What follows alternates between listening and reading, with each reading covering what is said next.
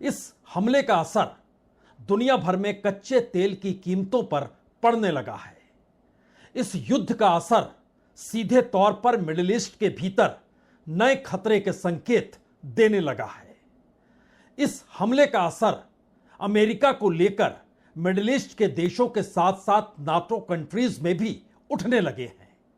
इस हमले का असर अमेरिका के भीतर टैक्स पेयर का पैसा और युद्ध की परिस्थितियों में अमेरिका सबसे बेहतरीन से ज्यादा इजराइल सबसे बेहतरीन और नंबर 1, यह आवाज क्यों उठने लगी है? और इन सवालों के बीच अमेरिकी राष्ट्रपति को यह कहने की जरूरत क्यों पड़ गई कि जो भी इस्लामिक गार्ड है वो अगर युद्ध विराम कर देता है, युद्ध रोक देता है, हथियार जमीन पर रख देता है, तो उसके बाद उनके खिलाफ कोई कार्रवाई नहीं होगी। और इतना ही नहीं, जो लोग एक वक्त खामनेई की सत्ता के खिलाफ थे, अगर वो संघर्ष कर रहे हैं तो वो संघर्ष अब इस कीमत पर करें कि मुश्किल हालात तो हैं, लेकिन अगर उन्हें लगता है आजादी चाहिए तो फिर अपने आप में उन्हें संघर्ष करना पड़ेगा। ये सारे मैसेज है क्या? वह भी ऐसे वक्त जब नया सवाल मिडिल ईस्ट में अमेरिकी बेस पर खत्म होते हथियारों का है, मिसाइलों का है, बम का है। इन परिस्थिति में नया सवाल यह भी है, क्या वाकई ईरान के भीतर जो न्यूक्लियर प्योरिफिकेशन सेंटर है उस पर अमेरिका और इजराइल ने बम बरसाए और IAEA ने खामोशी बरत ली। लेकिन जब ईरान ने इजराइल के परमाणु सेंटर पर बम बरसाए तो उसके साथ ही यह सवाल बड़ा हो गया, कहीं कोई लीकेज हो गया तो मुश्किल होगी और बड़े बड़े शहरों को खाली कराना पड़ जाएगा। यह स्थिति तो कभी किसी ने सोची नहीं थी और सोचा तो यह भी नहीं था कि अमेरिका की ताकत के आगे ईरान खड़ा हो पाएगा। लेकिन ईरान में अब कोई चेहरा नहीं है, खामनेई मारे जा चुके हैं, यानी किसी चेहरे के आसरे अब अमेरिका को ईरान में लड़ाई नहीं लड़नी है। ईरान के सिस्टम से लड़ाई लड़नी और उस सिस्टम को अपने सिस्टम पर इतना भरोसा है कि वो ये मानकर चल रहा है कि दरअसल अब कहीं ज्यादा तीखे तरीके से जवाब दिया जा सकता है, क्योंकि खामनेई ने शहादत दी है। वो बंकर में नहीं छुपे, वो अपने ही दफ्तर में रहे। वो जानते थे कि दरअसल ईरान का पूरा सिस्टम सिर्फ सुप्रीम लीडर के हाथ में नहीं होता है, बल्कि वो सिस्टम जो बनाता है वही उस देश को चलाता है। तो ये मैसेज तो दुनिया भर में गया कि खामनेई की हत्या में अमेरिका और इजराइल की जो भागीदारी रही, अब उसका बदला वो कैसे लेंगे, यह सवाल ईरान के भीतर ही बड़ा होने लगा और पूरा सिस्टम एकजुट हो गया। तो क्या यह सब कुछ इतना आसान है? हमें लगता है आज बात की शुरुआत उस शुरुआत से की जाए जहां अमेरिकी राष्ट्रपति को अब अमेरिका के भीतर उठते सवालों के आगे बढ़ते हुए यह कहना पड़ रहा है, युद्ध तो रोक दो।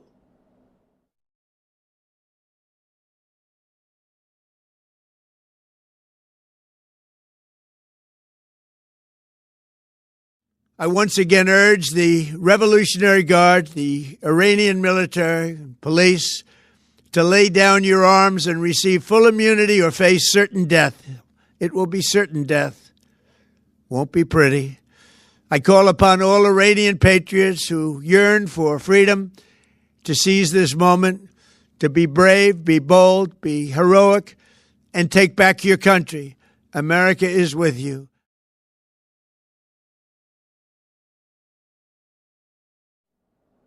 तो अमेरिकी राष्ट्रपति कह रहे हैं कि मैं एक बार फिर रेवोल्यूशनरी गार्ड्स और ईरानी सैन्य पुलिस से आग्रह करता हूं कि वो हमले रोक दें और महफूज रहें, वरना आने वाले वक्त में मौत के लिए वो तैयार रहें। उसके बाद उन्होंने जो कहा कि ईरान में सत्ता परिवर्तन जरूरी है और इसके लिए उन्होंने ईरान की जनता से अपील कर दी। वो सभी ईरानी देशभक्त जो आजाद होना चाहते हैं, मैं उनसे आग्रह करता हूं कि इस मौके पर साहस दिखाएं, वीर बने और अपना देश वापस ले लें। अमेरिका आपके साथ खड़ा है।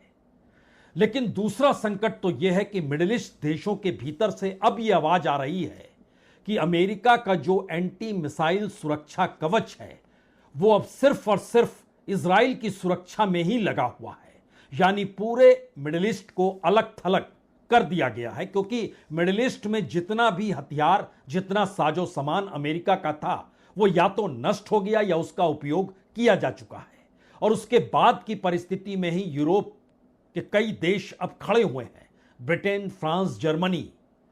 वो खुले तौर पर यह कहने से चूक नहीं रहे हैं कि मध्य पूर्व में अपने हितों की रक्षा के लिए वो जरूरी कदम उठाने को तैयार हैं। अमेरिकी सैनिक चाहें और अमेरिका सेना चाहे तो उनके बेस का इस्तेमाल कर सकती है।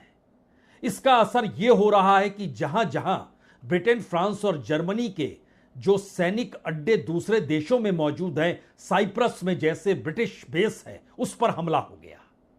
एक नई परिस्थिति के भीतर नया सवाल यह भी है, क्या वाकई अमेरिका के सामने अब यह नया संकट है कि वह दुनिया को आर्थिक तौर पर सहेज के रखे, या ईरान के साथ जिस सिविलाइजेशन का वो जिक्र इन बातों के जरिए कर रहे हैं कि पूरी मानव सभ्यता के खिलाफ युद्ध छेड़ा गया है, अमेरिका उन आतंकवादियों को सबसे बड़ी सजा देना और जिन बेगुनाहों की जाने गई उनकी मौत का बदला वो लेगा, इस बात का जिक्र ट्रंप करने से चूकते नहीं है। लेकिन दूसरे तरफ की परिस्थिति में हुआ क्या है? एक झटके में 5 से 8% कच्चे तेल की कीमत बढ़ गई, $82.67 पर बैरल पहुंच चुका है। और फारस और ओमान की खाड़ी के बीच जो होर्मुज़ या कहें जल डमरूमल है, उस पर ईरान ने रोक लगा दी है। और इसका असर यह हुआ है कि दुनिया भर के भीतर बाजारों पर खुला असर पड़ने लगा। भारत में भी पहले घंटे ही लगभग 8 लाख करोड़ रुपए निवेशकों के डूब गए। उसके बाद भी शेयर बाजार में कोई रफ्तार नहीं आई, बल्कि परिस्थितियां डूबते चली गई। और जो जानकारी निकलकर अलग अलग देशों से आ रही है, वो अमेरिका को बेचैन कर रही है, क्योंकि कुवैत में अमेरिकी दूतावास पर हमले हुए, मिसाइल ड्रोन का खतरा बना हुआ है। लेबनान में इजरायली हमले में 31 लोग मारे गए, तो उसके बाद वहां पर जो भी आतंकवादी गुट कहें या फिर ईरान के साथ खड़ा हुआ जो गुट है, वह खुले तौर पर हमास खड़ा हो गया, खुले तौर पर हुती विद्रोही खड़े हो गए, और खुले तौर पर जो भी उनके साथ था वो सब खड़े हो गए। कुवैत में जो मीना अल अहमदी रिफाइनरी, उस पर मलबा गिर गया। सऊदी अरब के भीतर और ज्यादा परिस्थिति नाजुक हो गई जब वहां पर तेल की रिफाइनरी में आग लग गई। और उन परिस्थितियों के बीच वहां के यानी सऊदी के अधिकारी ये कहने से चूके नहीं कि हमको अमेरिका ने अकेला छोड़ दिया, या कहें अमेरिका ने हमें त्याग दिया और अपनी हवाई रक्षा को इजराइल की रक्षा की ओर मोड़ दिया है। उन्होंने अमेरिकी सैन्य अड्डों वाली सभी खाड़ी देशों को ईरानी हमलों के भरोसे छोड़ दिया है। इस बात का जिक्र बाकायदा सऊदी के अधिकारी ने एक न्यूज चैनल से बात करते हुए कही।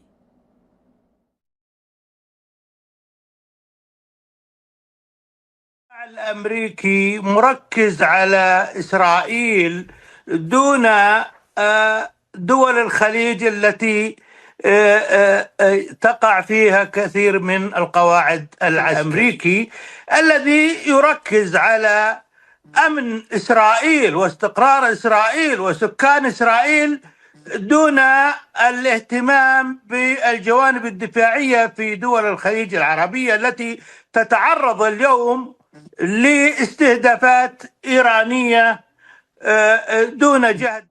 तो क्या ईरान ने उस नब्ज पर हमला कर दिया जिसके बाद मिडिल ईस्ट के तमाम देश जो अमेरिका के साथ खड़े थे, अब अमेरिका को लेकर सवाल उठाने लगे हैं? यह सवाल इसलिए बड़ा है क्योंकि Gulf Cooperation Council, UAE, Bahrain, Saudi Arab, Oman, Qatar, Kuwait, इन्होंने खुले तौर पर अपनी तरफ से अपील की कि हमले रोके जाएं, बातचीत की दिशा में बढ़ा जाए। और ईरान का हमला उनकी संप्रभुता पर हमला है, अंतर्राष्ट्रीय कानून का उल्लंघन है। सुरक्षा के लिए आने वाले वक्त में वो जरूर कोई कदम उठा सकते हैं। और दूसरी तरफ ईरान ने बिना देर किए उनके विदेश मंत्री ने जवाब भी दिया और उन्होंने कहा, हम पड़ोसी को निशाना नहीं बना रहे हैं, हम फारिस की खाड़ी के देशों में जो भी पड़ोसी है उस पर हमला नहीं कर रहे हैं। हम उन देशों में अमेरिकियों की मौजूदगी को निशाना बना रहे हैं जहां पर अमेरिकी बेस है। और पड़ोसियों को अपनी शिकायत इस युद्ध का फैसला लेने वालों तक पहुंचानी चाहिए। यानी ईरान भी अब मिडिल ईस्ट से कह रहा है, आप हम पर आरोप मत लगाइए जिसने युद्ध की शुरुआत की और इस परिस्थिति को लेकर खड़े हुए, जब आप खुद ही कह रहे हैं कि उसने आपको खुला छोड़ दिया, त्याग दिया, अलग थलग छोड़ दिया, तो इसके बाद आपका रुख होना क्या चाहिए? यह सवाल अमेरिका के ऊपर क्या दबाव के तौर पर काम कर रहा है? क्योंकि इन सब के बीच चीन और रूस की प्रतिक्रिया भी आ गई। चीन ने खुले तौर पर कहा कि दरअसल खामनेई की हत्या, उसमें यूनाइटेड नेशन के जो चार्टर के उद्देश्य हैं, जो नियम है, वो सब उसके खिलाफ चले गए। ईरान की संप्रभुता और सुरक्षा पर गंभीर उल्लंघन हो गया। चीन ने कहा, तुरंत सैन्य कार्रवाई रोकिए, तनावपूर्ण हालात को और बढ़ने ना दीजिए, मध्य पूर्व और पूरी दुनिया में शांति स्थिरता की अपील भी कर दी। और रूस ने इस हत्या को मानव नैतिकता और अंतर्राष्ट्रीय कानून के खिलाफ बता दिया और तुरंत राजनीतिक और कूटनीतिक समाधानों के रास्ते पर लौटना चाहिए, इस बात का जिक्र किया। लेकिन इसके ठीक उलट युद्ध का पैमाना कितना बड़ा हुआ, यह सऊदी अरब में ऑयल रिफाइनरी अरामको जो है, वहां पर जब हमला हुआ और इजराइल के जो परमाणु रिएक्टर, जो पावर प्लांट हैं, वहां पर जो हमला हुआ, उसने अमेरिका के ऊपर एक नया दबाव बना दिया। यह दबाव इस बात को लेकर था कि अगर इजराइल के जो परमाणु षड्यंत्र हैं, वहां पर षड्यंत्रों पर अगर हमला होता है, जिसका जिक्र अभी तक इजराइल IAEA का मेंबर नहीं है, उसने कभी यह ऐलान नहीं किया कि उसके पास परमाणु हथियार हैं, लेकिन दुनिया जानती है, तो फिर IAEA ने यह चिंता जतानी शुरू कर दी कि अगर कहीं यूरेनियम लीकेज हो गया तो हमें शहर दर शहर खाली कराने पड़ जाएंगे। यानी परिस्थितियां कितनी नाजुक है, यह इन तस्वीरों के जरिए भी उभरने लगा है।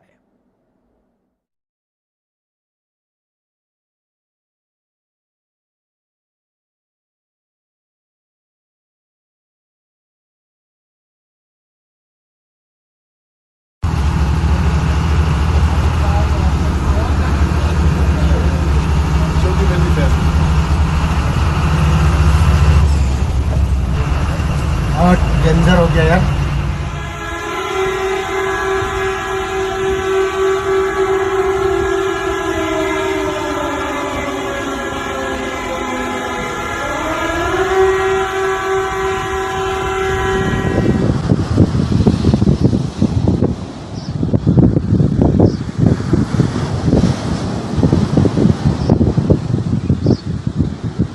दो तस्वीरें जो आपने देखी, उसमें पहली तस्वीर अरामको कंपनी जो सऊदी अरब में है, उसकी रास तनूरा रिफाइनरी जो दम्माम के पास है, वहां लगी आग की तस्वीर थी।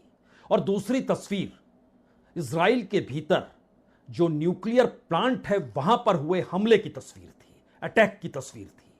और महत्वपूर्ण यह भी है कि इन सब के बीच ईरान के भी नतांज न्यूक्लियर फैसिलिटी पर अटैक हुआ है और न्यूक्लियर सेंटर यह अंतर्राष्ट्रीय निगरानी में है। लेकिन IAEA ने इस बात से इनकार किया कि उसे कोई जानकारी है, जबकि वह अंतर्राष्ट्रीय निगरानी में है। लेकिन दूसरी तरफ इजराइल जो आज तक IAEA का मेंबर नहीं हुआ है, वहां पर हुए अटैक को लेकर IAEA ने चिंता जता दी। यानी इन दो परिस्थितियों के बीच अभी भी जो अंतर्राष्ट्रीय सुरक्षा का सवाल है, वो गायब है। इस बात की फिक्र अब नाटो कंट्रीज में है, यूरोपियन कंट्रीज में है, मिडिल ईस्ट के भीतर है और उन तमाम देशों को लेकर हो रही है।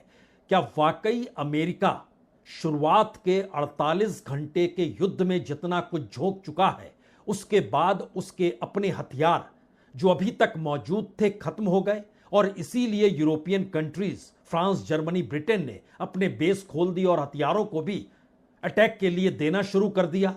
यानी स्थिति का विस्तार अमेरिका के मौजूदा उन परिस्थितियों से है जहां पर ट्रंप आगे तो बढ़ गए, लेकिन अब पीछे लौटना मुश्किल है, क्योंकि तब इजराइल खत्म हो जाएगा, ईरान एक बड़ी क्षेत्रीय ताकत के तौर पर उभर आएगा।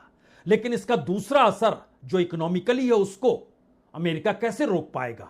और जो लोगों के सामने, दुनिया के तमाम देशों के लोगों के सामने इस पूरे युद्ध जमीन पर जो पूरे मिडिल ईस्ट के भीतर लोगों की मौजूदगी है, इजराइल में लोगों की मौजूदगी है, ईरान में लोगों की मौजूदगी है, इराक में लोगों की मौजूदगी है, यानी इस पूरे इलाके में जो दुनिया के अलग अलग देश अपने लोगों को लेकर चिंता व्यक्त कर रहे हैं, अपनी इकोनॉमी को लेकर चिंता व्यक्त कर रहे हैं, डूबते हुए शेयर बाजार को देख रहे हैं, कच्चे तेल की बढ़ती हुई कीमत को परख रहे हैं।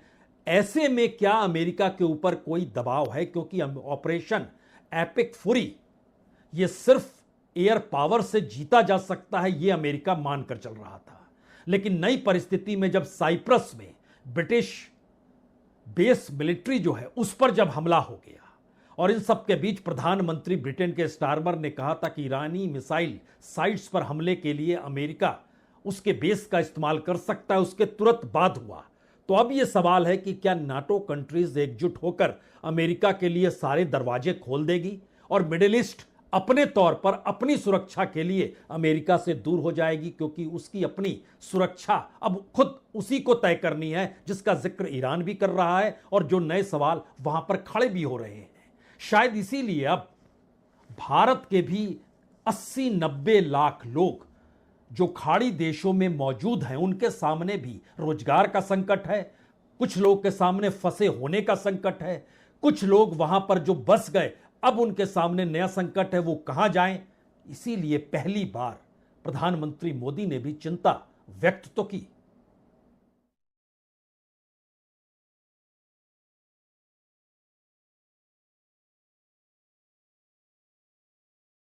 पश्चिम एशिया की वर्तमान स्थिति हमारे लिए गहरी चिंता का विषय है।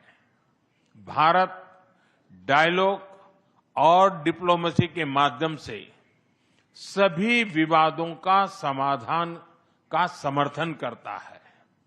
इस क्षेत्र में मौजूद सभी भारतीय नागरिकों की सुरक्षा के लिए हम सभी देशों के साथ मिलकर काम करते रहेंगे। सुरक्षा का सवाल इसलिए बड़ा है क्योंकि IAEA ने कहना है कि दरअसल हालत वाकई चिंताजनक है, गंभीर परिणाम हो सकते हैं, रेडिएशन के खतरों से इनकार नहीं करेंगे और ईरान अथॉरिटी से कोई संपर्क हो नहीं पा रहा है। और इन सब के बीच अगर रेडिएशन का खतरा बढ़ गया तो फिर कोई रास्ता बचेगा नहीं अगर युद्ध इसी तरीके से चलता चला गया। तो आखिर में जो सबसे बड़ा सवाल अमेरिका के सामने इस वक्त है और दुनिया के सामने जो सवाल है वो बहुत साफ है कि दरअसल ये युद्ध जियोपॉलिटिक्स ज्यादा है, डिफेंसिव तो कतई नहीं है। रीजनल बैलेंस ऑफ पावर बनाने के लिए अमेरिका इस युद्ध में कूदा